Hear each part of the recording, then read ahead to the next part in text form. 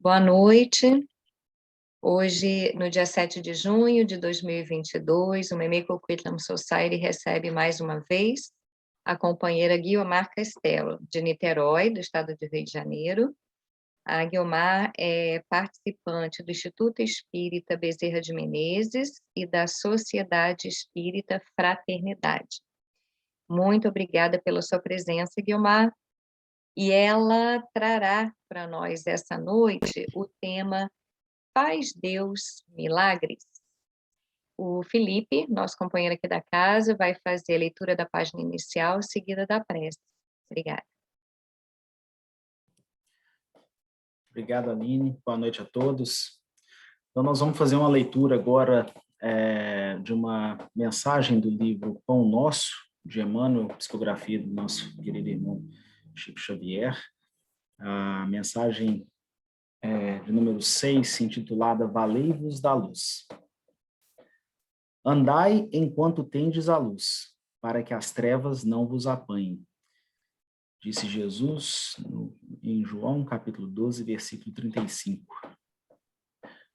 O homem de meditação encontrará pensamentos divinos, analisando o passado e o futuro. Ver-se-á colocado entre duas eternidades, a dos dias que se foram e a que lhe acena do porvir. Examinando os tesouros do presente, descobrirá suas oportunidades preciosas. No futuro, antevê a bendita luz da imortalidade, enquanto no pretérito se localizam as trevas da ignorância, dos erros praticados, das experiências mal vividas. Esmagadora maioria de personalidades humanas não possui outra paisagem com respeito ao passado próximo ou remoto, senão essa constituída de ruína e desencanto, compelindo-as a revalorizar os recursos em mão. A vida humana, pois, apesar de transitória, é a chama que vos coloca em contato com o serviço de que necessitais para a ascensão justa. Nesse abençoado ensejo, é possível resgatar, corrigir, aprender, ganhar, conquistar, reunir, reconciliar e enriquecer-se no Senhor. Refleti na observação do Mestre e aprender-lhe-eis o luminoso sentido. Andai enquanto tendes a luz, disse ele. Aproveitai a dádiva de tempo recebida no trabalho edificante. Afastai-vos da condição inferior, adquirindo mais alto entendimento. Sem os característicos de melhoria e aprimoramento no ato de marcha, sereis dominados pelas trevas, isto é, anulareis vossa oportunidade santa, tornando aos impulsos menos dignos e regressando em seguida à morte do corpo, ao mesmo sítio de sombras, de onde emergistes para vencer novos degraus na sublime montanha da vida. Então, neste momento, vamos abrir os nossos corações, elevar o nosso pensamento a Deus, entrando em sintonia com a espiritualidade amiga aqui presente, imbuídos do ensejo de aprendermos um pouco mais acerca das leis naturais, entender cada vez mais o Evangelho do nosso Divino Mestre e compreender, através da ótica espírita, a verdadeira vida, os verdadeiros valores e o verdadeiro tesouro. Pai amado, abençoe os nossos propósitos, que possamos aprender hoje, na medida do nosso merecimento e da nossa necessidade. Que possamos ter no nosso íntimo a força necessária para colocar em prática tudo que aprendemos. E que sejamos, dia após dia, passo a passo, um pouco melhores do que fomos ontem. Esteja conosco, Pai amado, hoje, agora e sempre. Que assim seja. Guiomar, a palavra é sua. Muito obrigado. Muito obrigada. Quero cumprimentar os amigos aí de tão longe que estão nos assistindo. É uma alegria muito grande estar com todos, poder trocar reflexões em torno da doutrina espírita. E que o Cristo encontre no coração de cada um de nós instrumentos de sua paz. Ainda agora falávamos com a nossa companheira e surgiu o assunto do momento em que vivemos, um momento singular, não é?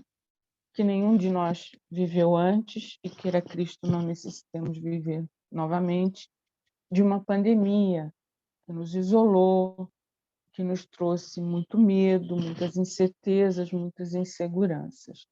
E foi um fato muito corrente as pessoas questionarem a respeito de Deus, não é?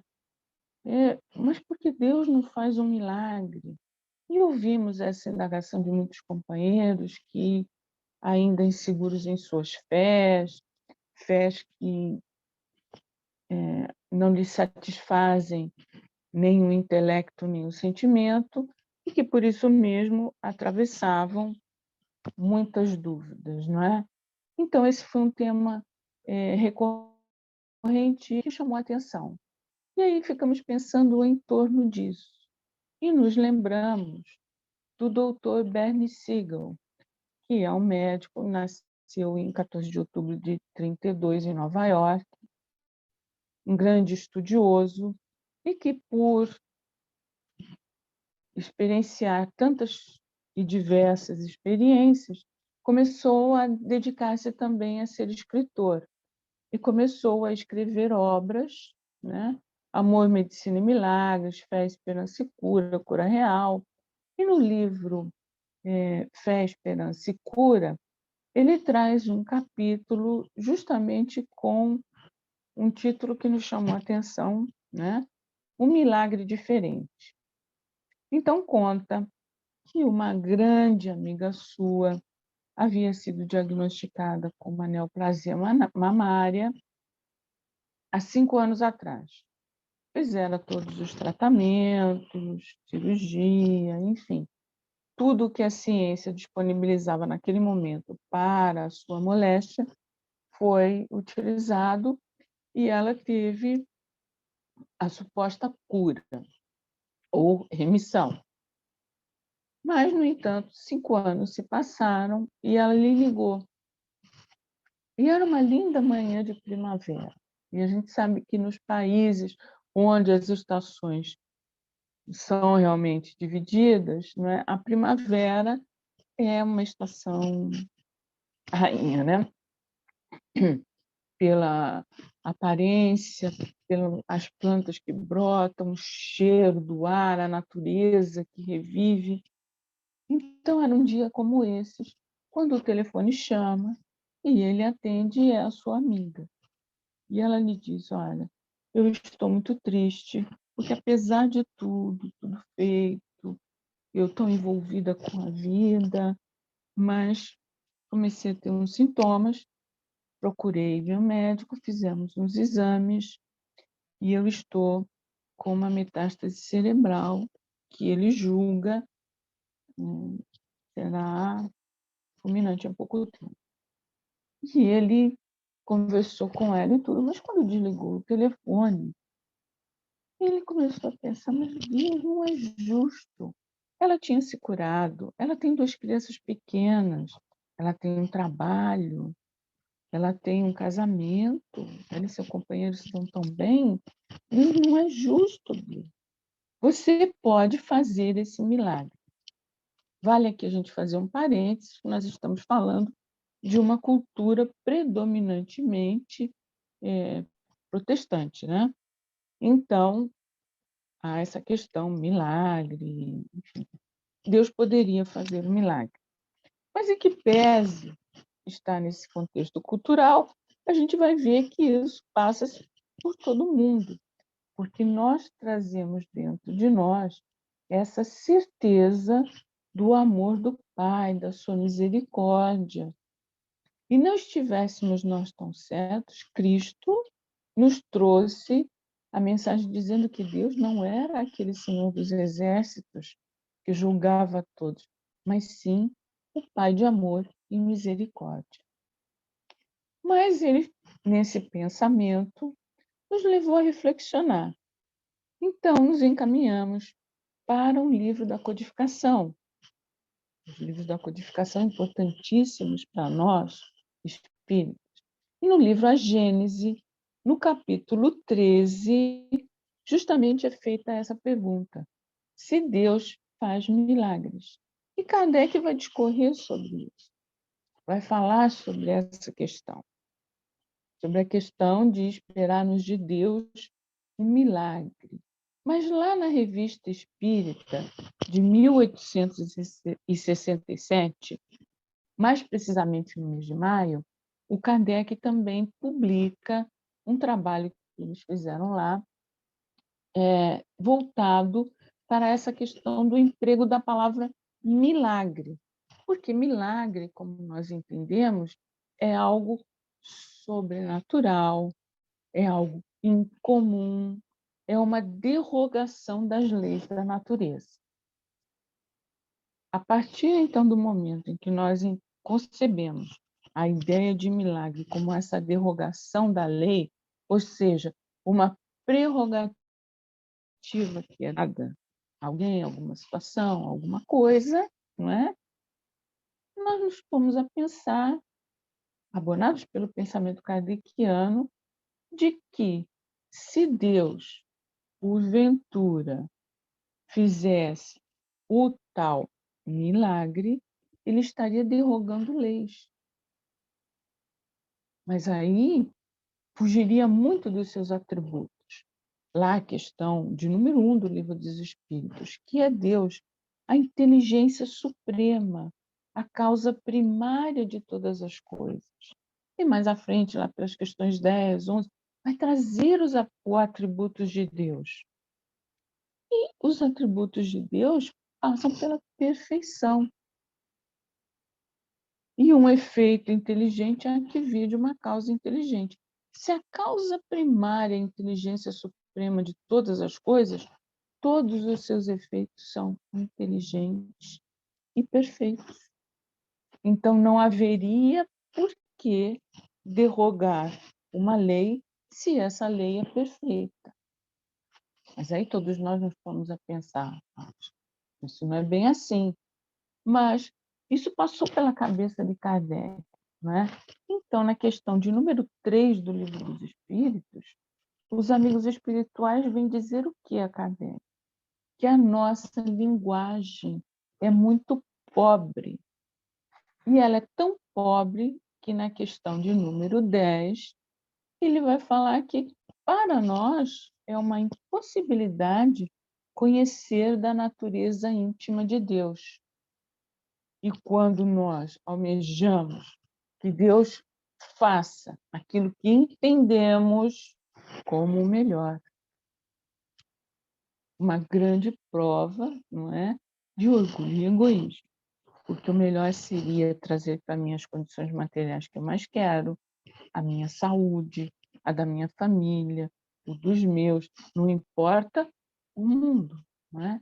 Então, os amigos espirituais vêm nos falando sobre isso, não só discorrendo nas questões do Livro dos Espíritos, como na Gênese, como em todas as obras espíritas psicografadas por médiuns sérios, envolvidos com a doutrina, nós vamos ter sempre essa certeza. A certeza de que os momentos de dificuldades que ultrapassamos são vivências que necessitamos. Então, eu não posso querer que Deus abstraia de minha vida aquele momento de aprendizado. Eu assim quero. Deus pode fazer esse milagre, não é? E porque, enfim, no caso do nosso amigo Bernie Siegel, ele queria que a amiga dele ficasse saudável. E qualquer outra coisa que não fosse isso era inaceitável. E vamos ver que ele então entra numa guerra com Deus. Mas, apesar disso, ele faz o quê? Ele estava escrevendo um livro, uma obra, e pensou em incluir Laura naquela obra, pela sua dinâmica vivencial, pelo seu desejo de viver a vida, de aproveitar a oportunidade reencarnatória, mas ele percebe que aquilo iria levar um tempo. Então, chama uma outra amiga e começam a trabalhar em obras ditas Os Milagres do Natal. Então, entrevistar pessoas, trazer as suas histórias. E ele, toda noite, ligava para a Laura: olha, hoje a gente incluiu a história X para falar de fulana, e que aconteceu isso, e que aconteceu aquilo. Mas, na verdade, o que ele desejava não era comunicar o que estava escrevendo, mas sim enviar-lhe, através daquele telefonema, vibrações de harmonia, de bom ânimo, para que ela melhorasse, para que ela superasse aquele momento. E isso foi se passando, e aquele primeiro volume foi editado, um grande sucesso. Surgiu um segundo volume, que também foi editado, foi muito sucesso, um terceiro, um quarto, e já estava no quinto volume. Quando vem a notícia de que Laura está muito mal, e logo posteriormente a sua desencarnação. Aí ele ficou muito, muito triste e bravo com Deus, porque Deus não fez aquele milagre. Por que razões Deus não faria? Uma pessoa tão boa, todos pedindo por ela, um grande movimento. E Deus não havia feito isso. Ela havia deixado duas crianças pequenas, o marido muito jovem. Enfim, passado um tempo, ele se encontrava na varanda de sua casa e estava podando algumas flores, algumas plantas de flores, né? E ele observa a natureza e, de repente, ele tem um pensamento: meu Deus, eu só aceitaria um milagre se fosse a vida de Laura voltar ao que era antes daquele problema.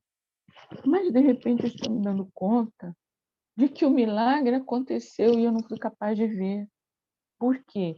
Ela passou aqueles últimos tempos de sua reencarnação alegre, envolvida com o trabalho dos livros, dinâmica. Na medida que sua saúde o permitiu, ela trabalhava todo o tempo. E o que eles fizeram?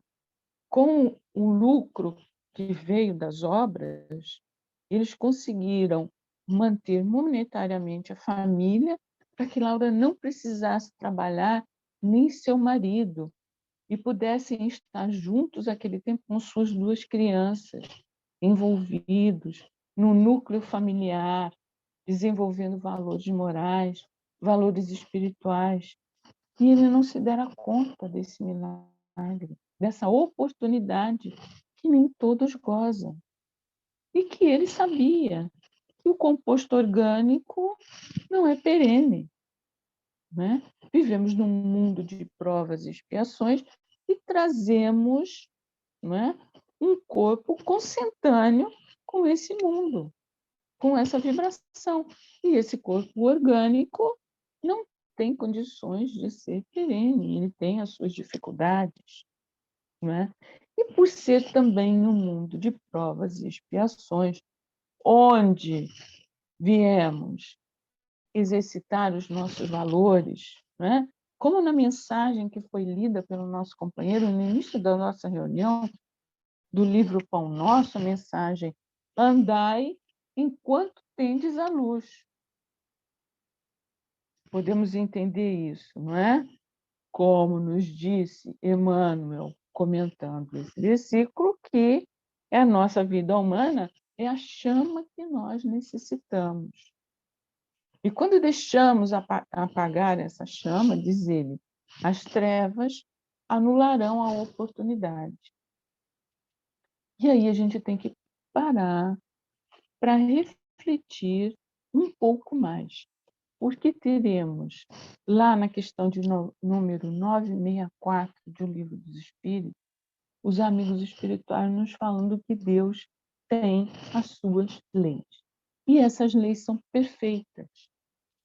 Perfeitas a ponto de, quando nós as desequilibramos, pelo mau uso do nosso livre-arbítrio, pelas escolhas não acertadas, quando nós deixamos que a nossa chama vire trevas, não é?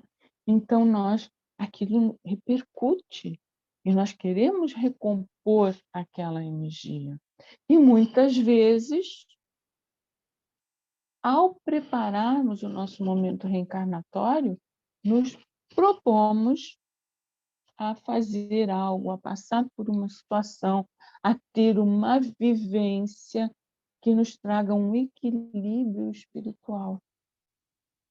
E a gente percebe que a prova que nos alcança é dimensionada ao nosso entendimento, ao nosso momento. Aquilo que popularmente as pessoas dizem, não, Deus não nos dará uma cruz que nós não sejamos capazes de suportar. É um refrão popular, mas que traz uma grande verdade.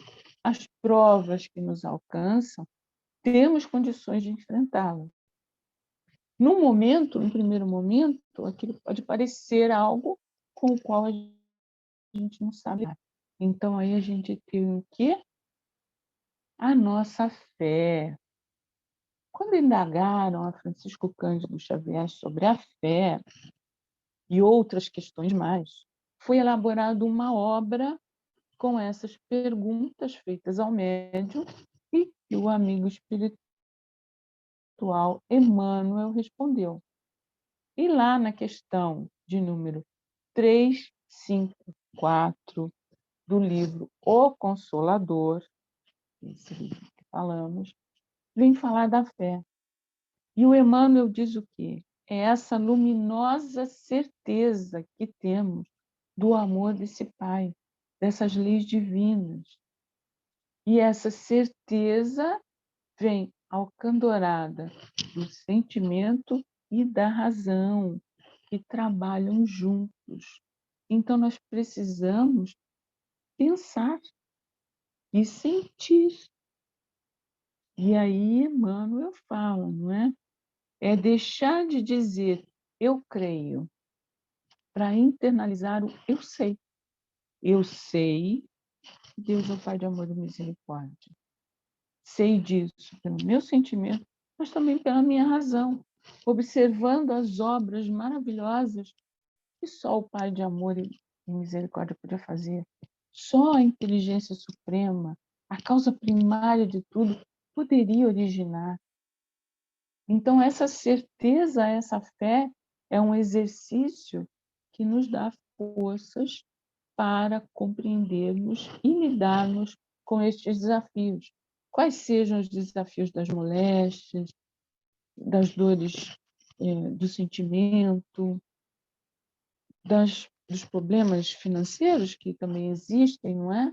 Porque vivemos também no mundo material, dos problemas familiares, enfim, tudo isso que nos aborda, não é? A fé é esse componente que nos ajuda, que nos dá essa força para ultrapassarmos. E também temos recursos. A doutrina espírita é um manancial de ferramentas. O conhecimento da doutrina, a frequência aos estudos, a leitura de obras salutares, o culto do evangelho no lar, que é a faxina fluídica que fazemos em nosso lar, a fluidoterapia com o passe, a água magnetizada, mas, acima de tudo, a nossa oração. Quando abrimos o nosso coração, a nossa mente, o nosso ser mais profundo ao Pai, e com Ele conversamos, e nos abrimos para que essas energias sutilíssimas nos alcancem, nos invadam e nos fortaleçam. Mas quando ainda necessitamos do apoio material, temos a casa espírita, com o diálogo fraterno, com o atendimento de tratamento espiritual, com amigos, companheiros, que também, apesar de suas dores, se dedicam a atender ao próximo, àquele que ali chega necessitando de palavras. Não que ele vá ser catequizado a ficar na doutrina espírita, não. Muitos dos companheiros que nos acompanham, quando têm a sua situação mais ou menos compreendida e se acham bem, muitas vezes nem voltam mais a casa, nem frequentam os estudos, nem os trabalhos, nem se dedicam aos trabalhos ao próximo, mas vão viver a sua vida, mas foram atendidos naquele momento de dificuldade. Esse é o grande milagre que Deus faz todos os dias, nos pondo na melhor oportunidade que temos, que é de servir ao próximo, é de sermos úteis, é de deixarmos a nossa zona de conforto para estarmos com os companheiros do caminho. Jesus, exemplo maior que podemos ter, atendia a todos, sem exceção, com carinho, com bondade, com firmeza. Nunca se queixou. Deu-nos o exemplo para trabalharmos no bem. Porque o bem não só envolve aquele que recebe essa atitude, como encharca aquele que a transmite. É como se fosse o vidro do perfume. Aquela essência maravilhosa vai perfumar quem a usa. Mas muito antes disso, perfumou o vidro que a contém. Então, quando exercitamos o nosso trabalho, atendendo a encarnados e a tantos desencarnados que se encontram aqui na nossa psicosfera, necessitando de amparo, de evangelização, né? De esclarecimento, de amor, de bondade. Eles que muitas vezes não conheceram esse sentimento. É esse o grande milagre, né?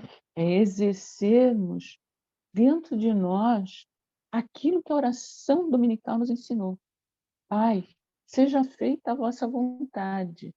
A vontade de Deus não é que eu quero lhe impor para que ele faça um milagre, mas sim a sua lei justa, sua lei perfeita. E a eles nós nos entregamos. Pai, eis-me aqui, que eu seja um instrumento da tua paz. Onde houver ódio, que eu leve amor. Onde houver ofensa, que eu leve perdão. Onde houver brigas, que eu leve união. Que eu seja esse diferencial, porque sabemos, nos diz o Evangelho segundo o Espiritismo, né? No capítulo dos trabalhadores da última hora. Erasto vem nos falar, nos dar a sua mensagem.